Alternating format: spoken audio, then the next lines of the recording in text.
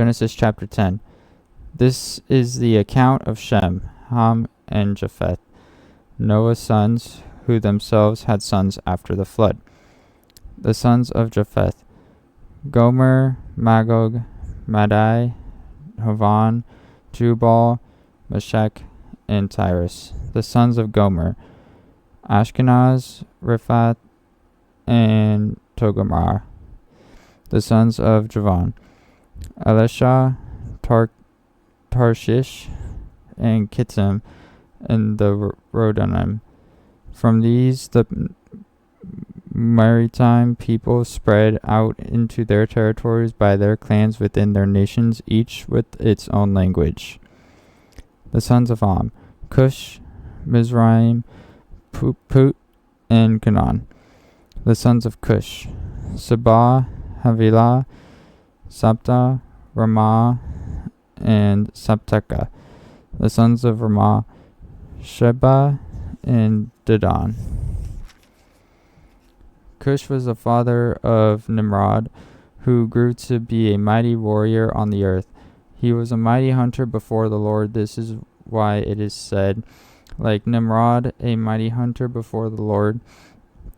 The first centers of his kingdom were Babylon, Uruk, Akkad, and Calneh.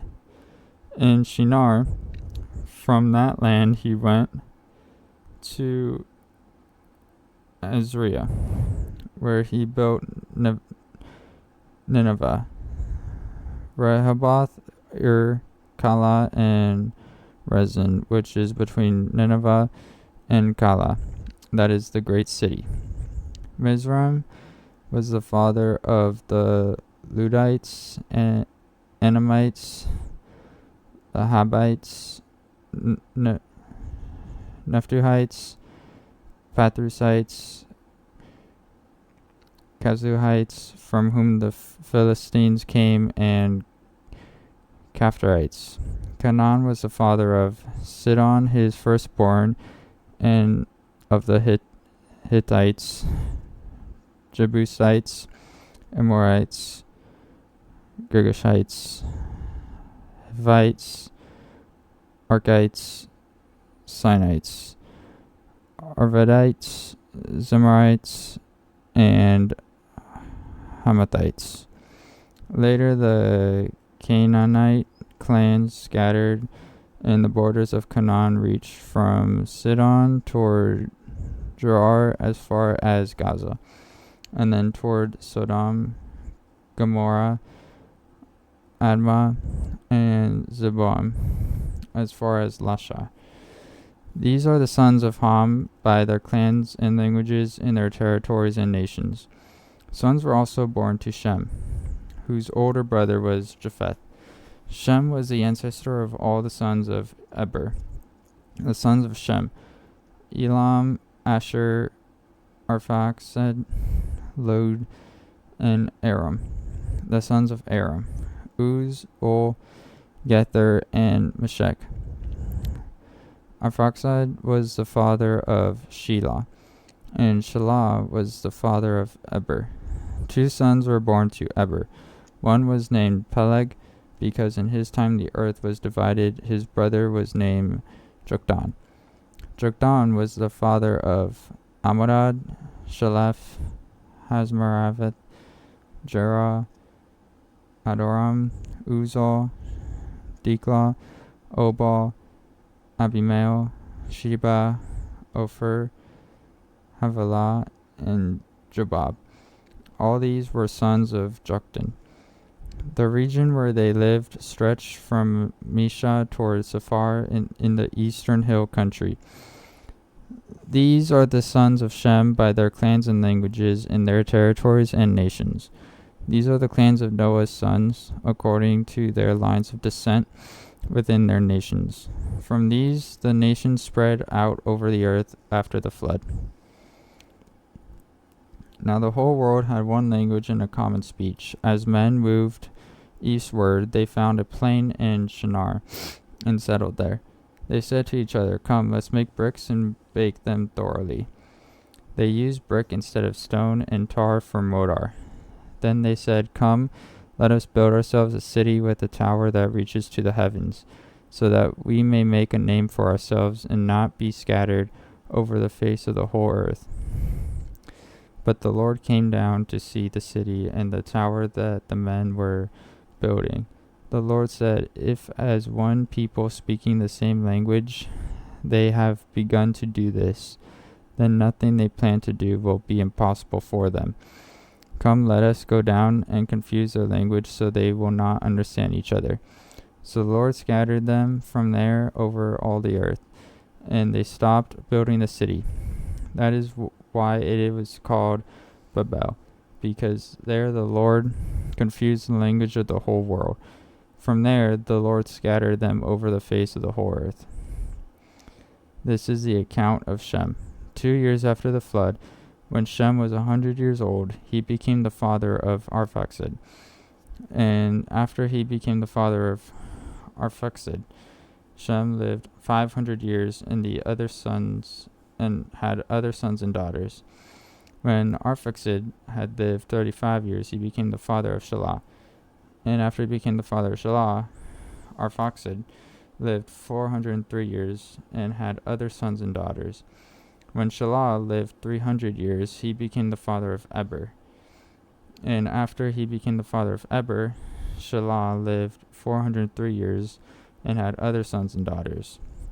When Eber had lived 34 years, he became the father of Peleg. And after he became the father of Peleg, Eber lived 430 years and had other sons and daughters.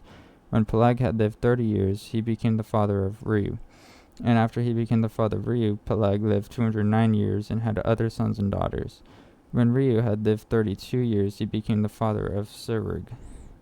And after he became the father of Serug, Reu lived 207 years and had other sons and daughters. When Serug had lived 30 years, he became the father of Nahor. And after he became the father of Nahor, Serug lived 200 years and had other sons and daughters. When Nahor had lived 229 years, he became the father of Terah. And after he became the father of Terah, Nahor lived 119 years and had other sons and daughters. After Terah had lived 70 years, he became the father of Abram, Nahor, and Haran. This is the account of Terah. Terah became the father of Abram, Nahor, and Haran.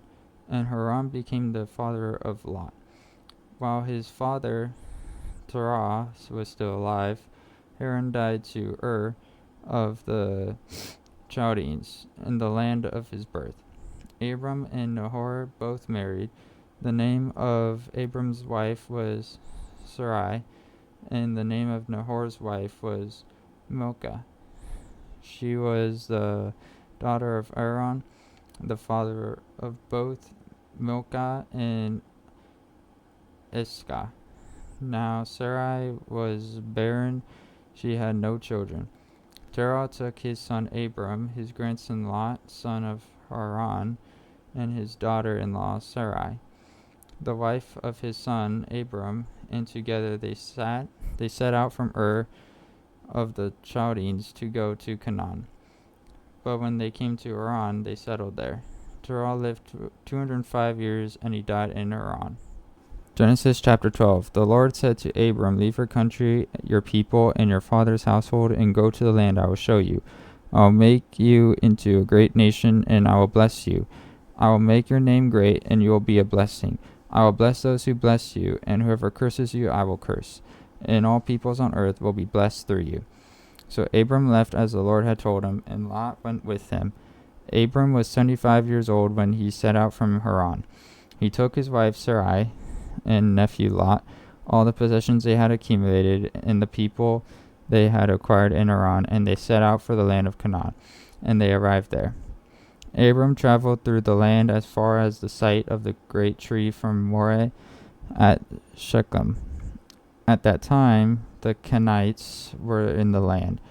The Lord appeared to Abram and said, "To your offspring I will give this land." So he built an altar there to the Lord who had appeared to him. From there he went on toward the hills east of Bethel and pitched his tent, with Bethel on the west and Ai on the east. There he built an altar to the Lord and called the name of the Lord. Then Abram set out and continued toward the Negev. Now there was a famine in the land, and Abram went down to Egypt to live there for a while because the famine was severe. As he was about to enter Egypt, he said to his wife Sarai, I know what a beautiful woman you are. When the Egyptians see you, they will say, This is his wife, and they will kill me, but will let you live. Say you are my sister, so that I will be treated well for your sake, and my life will be spared because of you.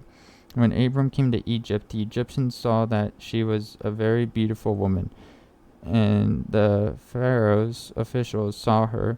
They praised her to Pharaoh, and she was taken into his palace. He treated Abram well for her sake, and Abram acquired sheep and cattle, male and female donkeys, menservants and maidservants, and camels. But the Lord inflicted serious diseases on Pharaoh and his household because of Abram's wife Sarai. So Pharaoh summoned Abram. What have you done to me? He said. Why didn't you tell me she was your wife? Why did you say she is my sister, so that I took her to be my wife? Now then, here is your wife. Take her and go. Then Pharaoh gave orders about Abram to his men, and they sent him on his way, with his wife and everything he had.